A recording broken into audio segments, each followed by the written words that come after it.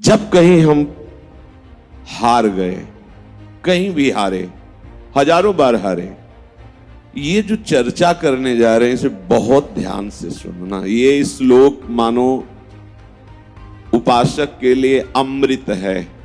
ये युद्ध 1-2 दिन, वर्ष 2 वर्ष वाला नहीं है। तो ऐसा नहीं कि आज के बाद आपसे गलती नहीं होगी, असंभव। पूर्वाभ्यास आपसे गलती कराएगा।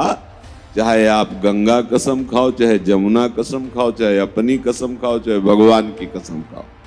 अब इसमें जो आंतरिक भाव हमारे हृदय में आए वो हम आपको बता रहे हैं, कल्क से नहीं, जीवन से।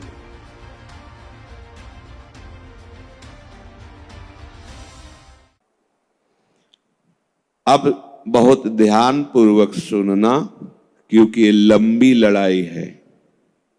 ये युद्ध 1-2 दिन, वर्ष 2 वर्ष वाला नहीं है। इसीलिए इसमें जल्दी कोई तैयार नहीं हो पाता। किसी भगवत प्रेमी महात्मा की कृपा कोर से ही किसी के हृदय में उत्साह आता है कि अब मैं 2-2 हाथ करूंगा और इस माया से लड़कर मायापति पर अपनापन स्थापित करूंगा। जो माया ने अपनापन शरीर संबंधी भोग, शरीर संबंधी रिश्ते नाते में फैला दिया है, अब मैं इसे समेटूंगा। अब इसमें सबसे ज्यादा बात यह है कि पूर्वाभ्यास हमारा भोगों का रहा है, बहुत जोर का, मतलब भोगों में ही रहे हैं। एक शब्द में कह दें कि भोग ही हमारा जीवन रहा है। अब हम जो सदगुरु कृपा, भगवत कृपा, संत कृपा, शास्त्र कृपा का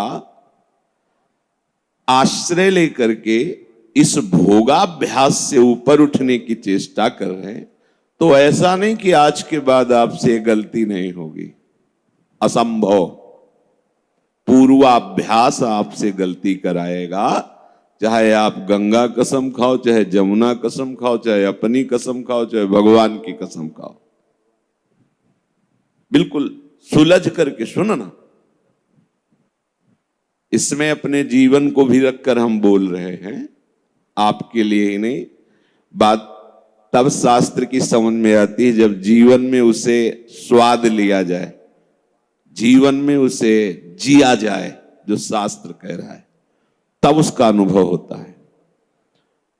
कई बार ऐसा हुआ जीवन में कि ऐसा लगा कि इस चढ़ाई पर शायद हम नहीं चढ़ पाएंगे। बार बार वही फिसलन की वृत्ति, बार बार आकर्षण। कभी लगा कि काम बन गया, अर्थात भगवत राज्य में प्रवेश हो रहा है, तो कभी लगा कि मैं जहां हूं वहीं हूं। कई बार मन में निराशा आती है, उदास वृत्ति होती है। क्या करूं, कौन सा साधन करूं, किसके पास जाऊं, किसको पुकारूं जो हमारी इस समस्या का समाधान कर सके। क्या समस्या? भोगाभ्यास। ये खाऊं, ये देखूं, कोई हमें प्यार करे, कोई मेरा अपना हो। कई तरह की असद वृत्तियां हमारे हृदय में बहुत जन्मों से अधिकार किए हैं। दुर्वासना मम सदा परिकर्षयन्ति, वो खींचती रहती हैं। फिर शास्त्र वचन, संत वचन, गुरु वचन पुनः उत्साह देते हैं, नहीं आगे बढ़ो, आगे बढ़ो।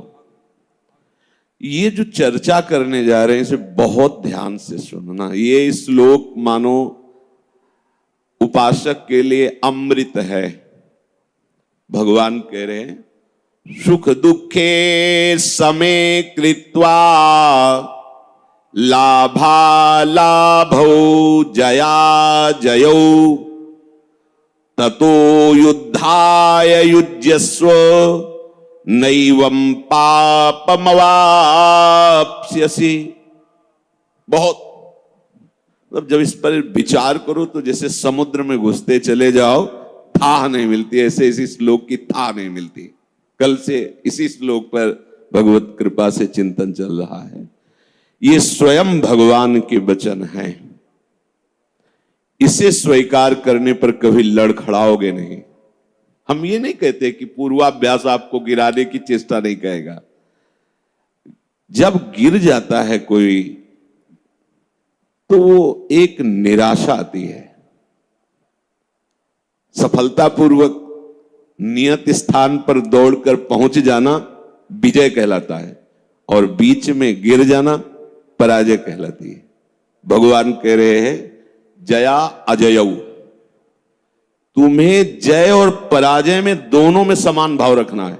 बहुत बढ़िया बात है और इसी बात से परमार्थ की यात्रा शुरू होती है और पूर्ण होती है। नहीं तो बीच में ऐसे लुभावने वन उपवन वाटिका जिसमें मन सोचता है बहुत दौड़ लिया, थोड़ा आराम कर लेते हैं, चूक हो जाएगी। बड़ी भयावनी घाटी जिसमें लगता है कि अब तो निकल ही नहीं पाएंगे। दोनों बातें ये हमको परास्त नहीं कर पाएंगी यदि भगवान की ये बात हमारे दिमाग में रही। स्वयं भगवान कह रहे हैं कि नैवम पाप मवाप्स्यसि, तू पाप को प्राप्त नहीं होगा। यहां भगवान को ये संबोधन करने की क्या आवश्यकता थी? क्योंकि कहीं ना कहीं हम जब पराजित होते हैं तब हो लगता है कि पाप बन गया अब हमसे। अब क्या, अब तो भ्रष्ट हो गए, नष्ट हो गए। 10 वर्ष से संयम से चल रहे थे, अब क्या, सब बेकार हो गया। कदापि नहीं। ये 38वां श्लोक है और एक श्लोक के बाद 40वां श्लोक में भगवान बीच में जो बात कही इसी की पुष्टता के लिए कह रहे नेहा विक्रम नाशोस्ति प्रत्यवायो न विद्यते स्वल्पमप्यश्च धर्मस्य त्रायतो महतो भयात। ये जो हम तुम्हें बात बता रहे हैं सम बुद्धि की, जया जय, जय और पराजय में बराबर भाव, समान भाव रखना। बोले इसका आरंभ मात्र कर दो तुम तो इसका नाश नहीं होने वाला और इसका कभी भी उल्टा फल नहीं हो सकता कि आप गिर गए तो नरक यात्रा होगी। पहली बात तो वो गिरना आपका एक अनुभव होगा और आपकी चाल तीव्र हो जाएगी। अगर ये बात आप समझोगे, नहीं समझोगे तो निराश होकर उधर ही चले जाओगे। बहुत विचित्र मन की चाल है, बहुत विचित्र। वो जब ये भूत की तरह चढ़ जाता है, कब चढ़ गया और कब गिरा दिया पता नहीं चलता। बाद में पता चलता मेरी वो बुद्धि कहां गई थी, जो बड़ी प्रवीण थी वो उस समय कहां गई। ऐसा लगता है जैसे कोई भूत आया हो, हमारे ऊपर चढ़ गया हो और हमसे वो क्रिया करा ली और इसके बाद वो भूत उतर गया, तब हमें पता चला कि अरे ये सब क्या। ये एक दिन की बात नहीं है, एक बार की बात नहीं है। जब तक भगवत प्राप्ति नहीं हो जाती तब तक ये भूतावेश कहां कब कैसे होता है समझ में नहीं आता। क्रोध नहीं करना, एक क्षण में ऐसी भूमिका बनी कि क्रोधावेश, काम नहीं, एक क्षण में ऐसी भूमिका बनी, समझे में नहीं आया और वो रपट करके वहां खड़ा हो गया। लोभ नहीं करना, मोह नहीं करना, समझते हैं, समझाते हैं, कब कहां वो भूत जैसा चढ़ता है, फंसा देता है। बहुत, ये एक दिन की साधना नहीं, ये आजीवन का खेल है। इसलिए इस बात को समझो, हर उपासक चाहे गृहस्थ हो चाहे विरक्त हो। प्रभु कह रहे हैं कि इसका कभी उल्टा फल नहीं होता। यहां कहा नैवम पाप मवाप्स्यसि, तुझे पाप की प्राप्ति नहीं होगी। भगवत मार्ग के पथिक हो। अखाड़े का नियम है, जब कुश्ती में 2 योद्धा लड़ते हैं तो जो जीतता है उसको तो इनाम मिलता है, जो हारता है तो इनाम का आधा पैसा उसको मिलता है। 5,000 इनाम तो 5,000 उसे मिलेगा और 2,500 इसे मिलेगा। इसके बाद उसका आने जाने का किराया खर्चा मिलेगा। क्योंकि उसने पूरा प्रयास किया है। लौकिक हम आपको उदाहरण दे रहे हैं, पर हमारे भगवत मार्ग में है कि हारने वाले और जीतने वाले दोनों को बराबर इनाम मिलता है। हारने वाला अत्यंत लाडला प्रभु का हो जाता है, जीतने वाला तो जय को तो प्राप्त हो ही गया है। हमें लगता है कि हारने वाले के प्रति प्रभु का विशेष दुलार होता है, क्योंकि हम सब हारने वाले में ही, जीतने वाले में जैसे भीष्म जी कर ली प्रतिज्ञा तो पृथ्वी हिल जाए, आकाश फट जाए, पर उनकी प्रतिज्ञा टूटने वाली नहीं। पर अपने शाम के की सवेरे टूट गई, हार गए।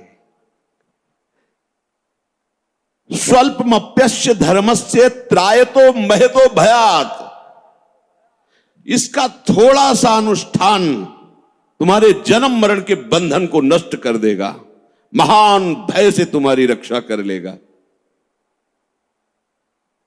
नामे भक्ता प्रणश्यति। प्रभु को यह कहने की क्या जरूरत थी, अहम त्वाम सर्वपापेभ्यो मोक्षयिष्यामि मा शुचा, क्योंकि हम लोग संशय आत्मा हैं कि हम परमार्थ में चलते हैं, हमसे गलती हो गई और हो सकती है, वो आते आगे होती रहेगी महाराज, जब तक आप बहुत अजेय योद्धा है मन, कब कहां कैसे ये व्यवहार में जो बातें बनाते हैं, क्या जाने हो, क्या जाने हो। जाके गई न पांव बेवाई, वो का जाने पीर पर आई, अरे भाई वाह वाह, अरे कुछ नहीं, जरा सी बात हुई, साधु की साधुता पूरे जीवन की, कैसे योद्धा है, और किसी और से नहीं, भगवान की प्रबल माया से उसका युद्ध है। कौन ऐसा योद्धा है कि पूरे युद्ध में कहीं उसके घाव ना हो, कहीं चूक ना हो, चाहे जितना बड़ा योद्धा हो। अगर भगवान भी युद्ध की लीला करते हैं तो उनके भी पढ़ के देख लो महाभारत में। ऐसे ही ये परमार्थ का युद्ध है। जब कोई कहता है हम बैरागी हो कि भगवत मार्ग में चलना चाहते हैं, तो एक तरफ भगवान की तरफ देखते कि महाराज आप संभालना, ना इसकी सामर्थ्य है ना हमारी सामर्थ्य है, क्योंकि हमें भी आपने अपने ही बाहुओं के बल से चलाया है, तो प्रभु आप इसको अपने बाहुबल से चलाना। किसी की सामर्थ्य नहीं कि आपकी ऋषि मुनियों पर विजय प्राप्त करने वाली माया पर विजय प्राप्त कर सके। नाथ आप ही संभालना। बहुत ज्ञान विज्ञान छाटते बघारते, और जहां उसका एक आक्रमण हुआ तो ढेर हो जाते। माया ऐसी है, शिव विरंच का मोह है को है बपुरान। जब हमारी जय होती है तो हमें लाभ दिखाई देता है, और जब लाभ दिखाई देता है तो सुख की प्राप्ति होती है, ऐसा लगता है हृदय में। यह साधक के लिए ठीक बात नहीं है। जब हमें पराजय दिखाई देती है तो हमें हानि अनुभव में आता है, फिर हमें दुख होता है। यह भी साधक के लिए ठीक नहीं। भगवान क्या कह रहे, सुख दुखे समय कृत्वा लाभा अलाभौ जया अजयौ ततो युद्धाय युज्यस्य। खड़े हो जाओ अपने कर्तव्य कर्म को करने के लिए, पर पहले समझ लो कि जय और पराजय और उसका चिंतन करके लाभ और हानि का निर्णय, और लाभ हानि में सुख और दुख का भाव, ये तुम्हें समान करना होगा। ये बहुत बढ़िया बात मिली है। उत्साह कभी नष्ट नहीं होगा अगर ये बात रख ली, और इसका थोड़ा सा अनुष्ठान आपको जन्म मरण के चक्र से मुक्त कर देगा। भगवान बोल रहे हैं महतो भयात, महान भय से तुम्हारी रक्षा कर लेगा। अब इसमें जो आंतरिक भाव हमारे हृदय में आए वो हम आपको बता रहे हैं, कल्क से नहीं, जीवन से। जब कहीं हम हार गए, कहीं भी हारे, हजारों बार हारे, मना खष्टान इंद्रियाणि प्रकृति स्थान कर्षति, पग पग पर इन इंद्रियों ने मुझे धोखा दिया, इस मन ने मुझे धोखा दिया, पर उस अजान बाहु हरि ने मुझे संभाला।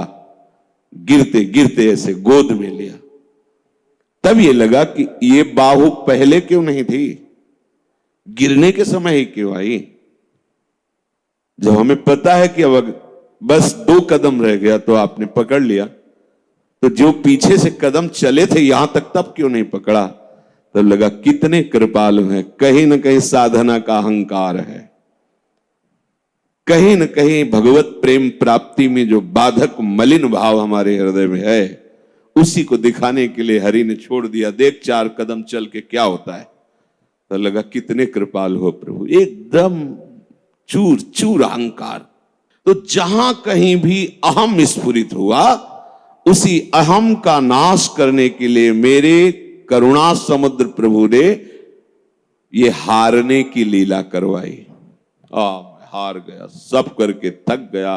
हे करुणा निधान, बस आप ही, अब आप ही। ये है विजय, ये अब असली विजय हुई।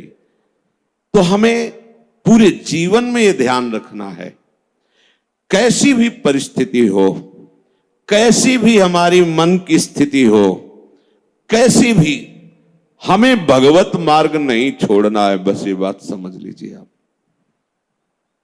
ये बात आप बैठा लीजिए।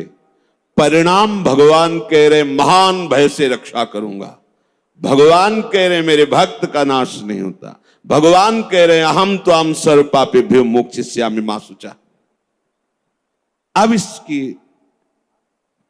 जो बात ये हम कह रहे हैं इसको सुनकर नकारात्मक सोच की तरफ मत चले जाना। अच्छा तो बहुत बढ़िया बात मिल गई, अब हम खुल करके मनमानी आचरण करें, वो भगवत शरणागत नहीं होता। ध्यान रखना, हम यहां बात कह रहे हैं ईमानदारी से भगवत मार्ग में चल रहा है और ये दुर्वासना उसको घसीट रही है, वो कहीं भी किसी भी तरह से लड़खड़ा रहा है तो उसको हिम्मत नहीं हारनी, चाहे 1000 बार गिर जाए तो भी उसे उठ के खड़ा होके यही जोश लाना है। जैसा पहले जोश था वैसे ही हमारा नवीन जोश होना चाहिए। हमारे साथ भगवान नाम है, गुरु कृपा है, कहीं न कहीं मेरे अहंकार को परास्त करने के लिए लीला है। नहीं तो निश्चित हम इस पर विजय पाएंगे, क्योंकि विजय श्री प्रभु हमारे साथ है, उनका नाम हमारे साथ है और हमारा परिणाम बड़ा मंगल होगा। अमंगल हो ही नहीं सकता। इस मार्ग में चलने वाले का कभी अमंगल नहीं होता, किसी भी तरह से अमंगल नहीं हो सकता। इसलिए ये दृढ़ निष्ठा रखो और कभी भी बड़े से बड़े लाभ में हर्षित मत हो, बड़ी से बड़ी हानि में शोकित मत हो। भाई तुम्हारी दृष्टि में हानि हुई, देखने वाला तो जो देने वाला है वो कह रहा है नैवम पाप मवाप्स्यसि, हम तो हम सर्व पापेभ्यो मोक्षयिष्यामि। कदम बढ़ाओ, पीछे मत लौटो, इधर उधर किसी को मत ताको कि तुम्हारा कोई सहयोग करेगा। अगर किसी को सहयोगी माना तो निराश ही कर देगा। अब तो नहीं हो पाएगा क्योंकि 10 वर्ष हो गए, इसके बाद भी वही, अब नहीं। आखिरी श्वास भी हमारी यही प्रयास करेगी कि हम अपने प्रभु के अनुकूल चल करके उनको रिझा लें।